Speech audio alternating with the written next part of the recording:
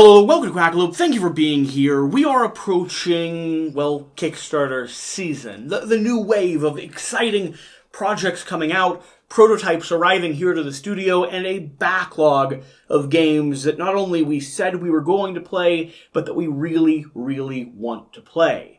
And lately, I've been doing a lot of things in my own life to facilitate playing more board games. I know, sounds like a terrible problem to solve, but it's not as simple as you'd assume.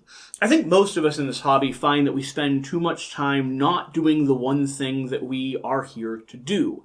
Playing, experiencing, and diving headfirst into, well, as many games as we can, or into our favorite games time and time again.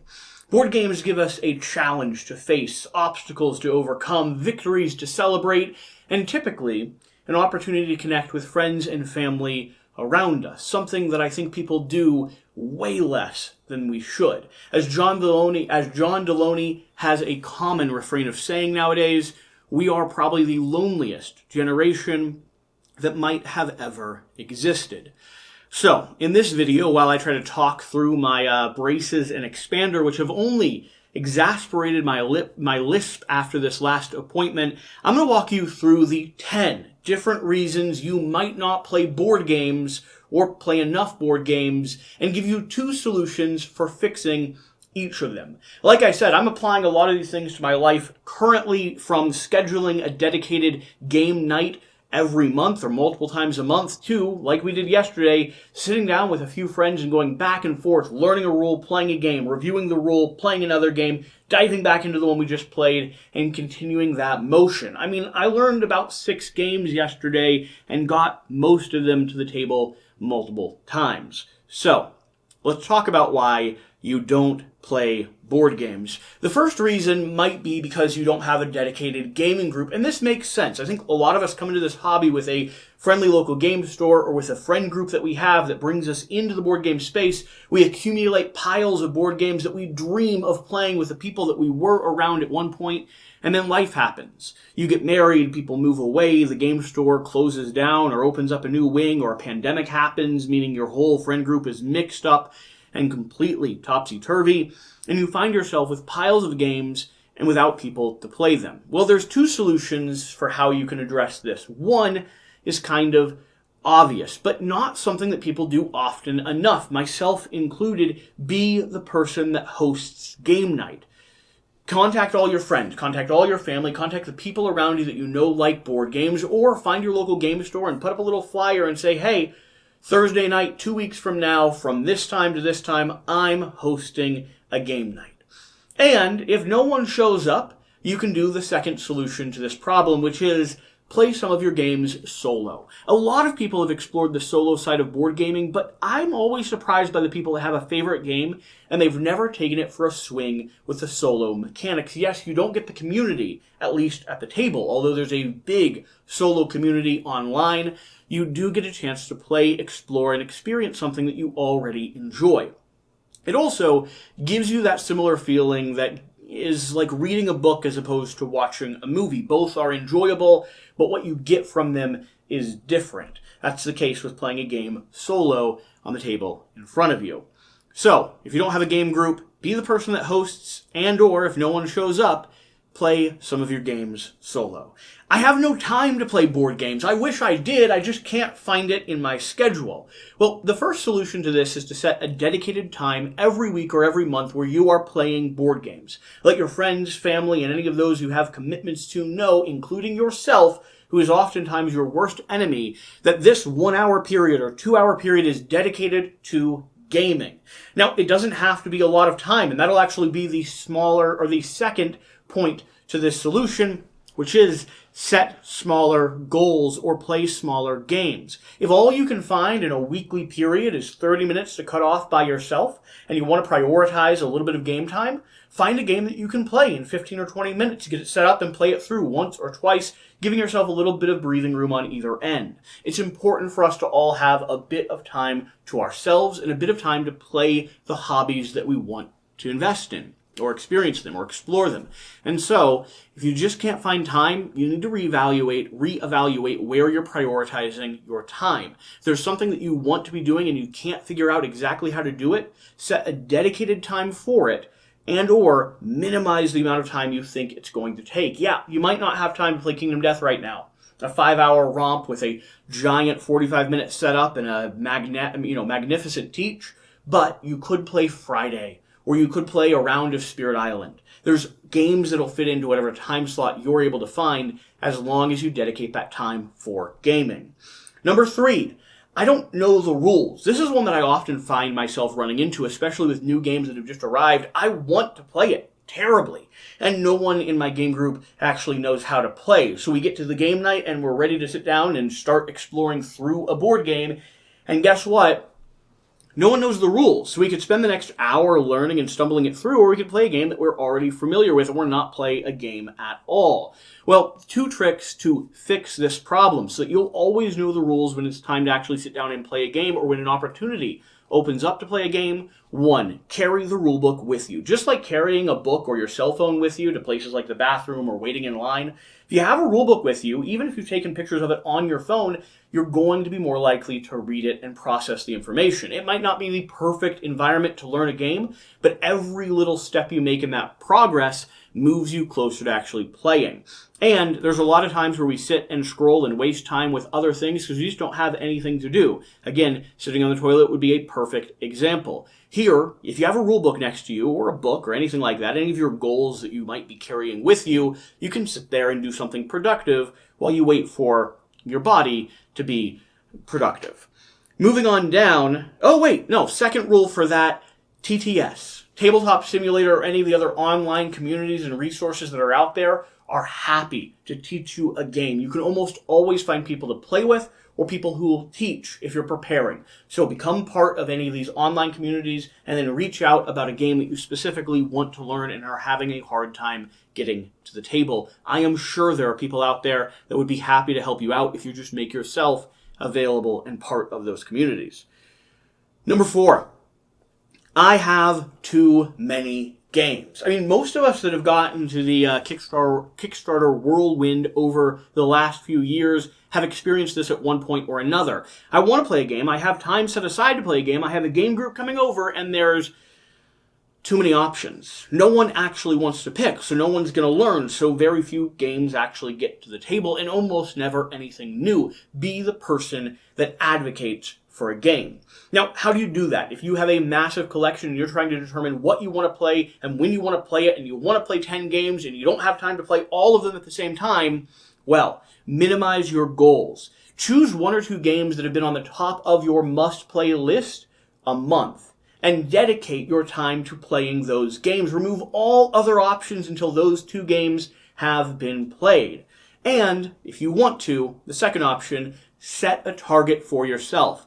I'm going to play my favorite game of all time, or my 5 favorite games of all time, 10 times this year.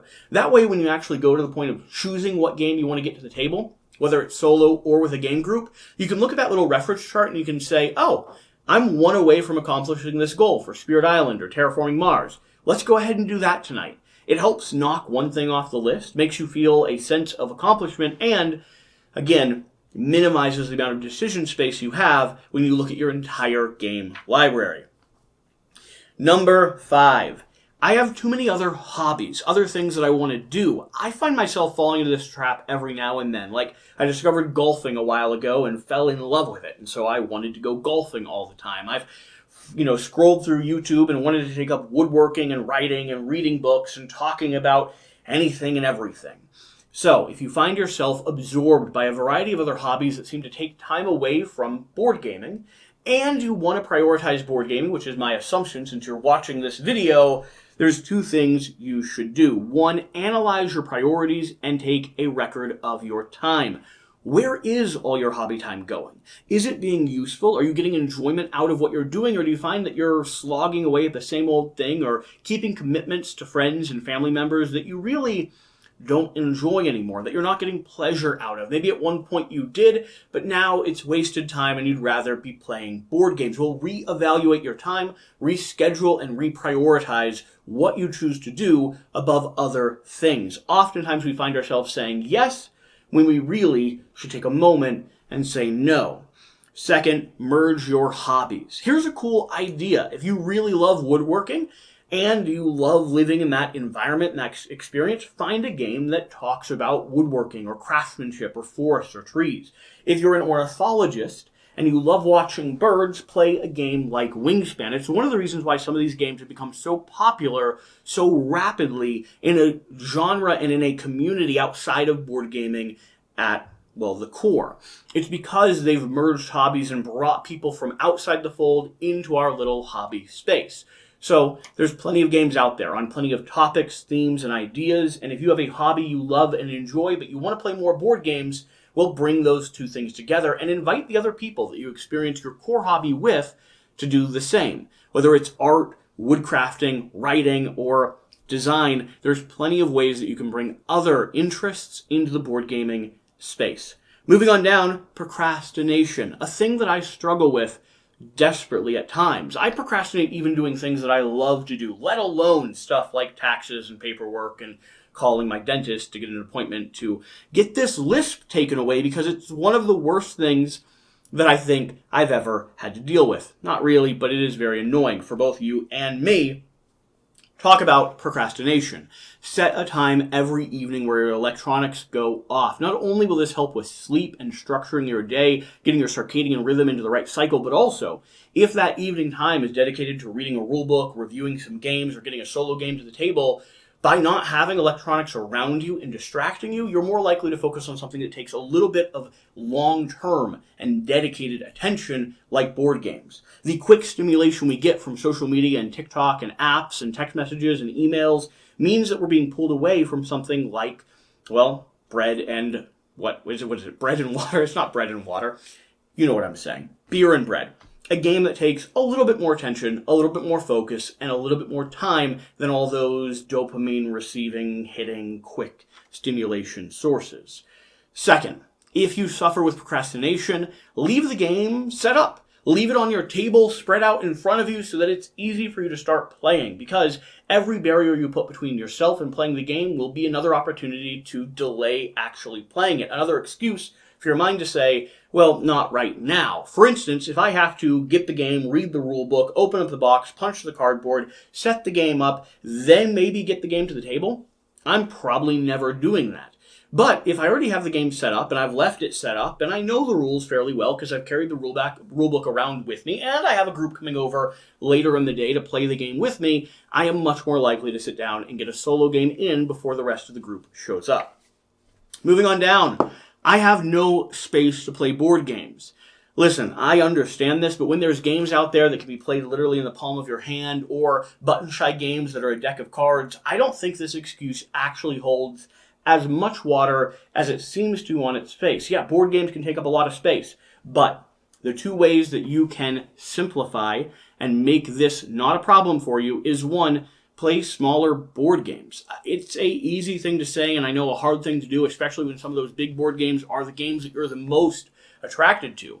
But even in the genre of big storytelling or big campaign-driven games, there are smaller versions of all those. For instance, Kingdom Death does not have to be your set piece for a big campaign game. You could play something from Red Raven Games and still get a lot of that storytelling, or play a game like Spire's End for that narrative-driven adventure, that choose your own quest type of game, without needing to take up a lot of table space. So, if you know you're not going to have the space to play the game, look for something smaller to substitute for it until you do. And secondarily, clean and dedicate. Clean your house, your environment, your work, your desk, whatever it is that is blocking where you normally play games, and dedicate a spot, whether it's a small little desk in the corner or one big gaming table in your basement, to playing board games. If you have a dedicated space, either an internal stomach to your dining table or a little corner on the side of your office desk, you're more likely to actually use that space for playing games and prioritize it. Don't let it get messy, dirty, or cluttered over the weeks. Always go back, always clean it up, always keep it organized, and keep it ready for gaming. Moving on down, the Kickstarter Hype train. If you find you're mostly absorbed with the new Kickstarter Hype and you're more excited about what's coming out 2 years from now or immediately available for you to buy than the games that you have sitting literally on your shelf beside you, you're not alone. A lot of us have experienced that, and a lot of us still do experience that. The new, the pretty, the imagination of what is on the way is almost more enthralling than the games we have ready and available to play. Well, here's a way to burst that bubble. The things that you're most excited about, you can probably go ahead and play now, at least a lot of them. More and more often, publishers are making Kickstarter games available in one of two ways. Either a print and play. I'm about to do this with the Altered TCG game to check it out before the campaign launches on the 30th. No affiliation with the publisher. It's just one that I'm paying attention to and interested in diving into. And instead of just being passionate, I'm actually going to try to play it. Or Tabletop Simulator. A lot of times playtesting is happening on these digital platforms, and so you can become part of the playtesting group, possibly get your name in a rulebook, and experience and play the game that you're already so excited about. Either look for the social communities or reach out to the publisher directly to see what options there are around that. I'm pretty sure for most people you'll find a doorway in. So, if you're on the Kickstarter hype train, do not just imagine what's happening in the future, find and try to play it in the now. Moving on down, sorting and organization. I don't know how many times I've looked at a game and thought to myself, there's no way I'm ever going to play that because I haven't even started sorting it yet. Sorting and organization can take upwards of an hour or two for some of these games and always takes a little bit of willpower and a little bit of dedicated time and attention, and never is something you want to do right before you actually get to the game, to the table, although me and my gaming group and I find ourselves in that situation so often. Oh, so often. So, what are the two ways that you can go ahead and fix this problem? Well, first off, you could share the load. If you have a game night where you're going to have a lot of people over, or you have family and friends who are here for a weekend, spend 30 minutes. All of you grab one game, sit around the table talking, laughing, and sharing stories while you sort, organize, punch, and get the games ready to play. That way that it's not all on one person, and all of you are experiencing the same ritual together. It can be a fun way to, well, not have a pile of games that haven't been touched by the time you leave your family holidays or vacations. Secondarily, have fun while you do it. Listen to a podcast, save a TV show, have something that you do, that you enjoy doing alongside the sorting and the organization. Now, if you're someone that just enjoys doing that in and of itself, this isn't a problem for you, but for me, I need to have some other type of stimulation there so that I can sit down, focus, and just kind of get the task over with. So keep that in mind. If you save something to do, like watching the What If series on Disney+, and you will only do that while you sort and organize your games, you're more likely to sort and organize your games because you want to watch the Disney episode. You don't necessarily want to go through the punch board and the throwing and the sleeving and all the other nonsense.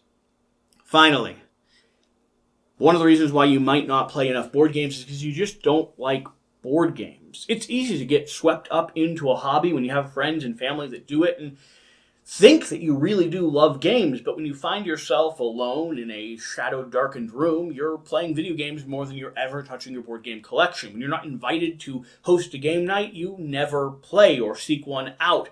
It might just be that you happen to be in this hobby space without really loving board games, and that's okay.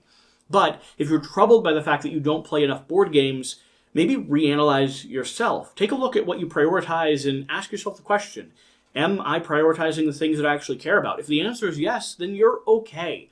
You don't have to love board games to be in this hobby. You can just be a fan of them. Or you can just love game night with friends and family. You don't have to be obsessed. You don't have to be reading rules. You don't have to be playing solo games. If you got to the end of this video and you're thinking to yourself, I think all those ideas are correct and I don't want to do any of them myself. I don't want to host a game night. I don't want to play solo. I don't want to have dedicated space in my house for a board game. I don't want to leave it set up and messy on a table.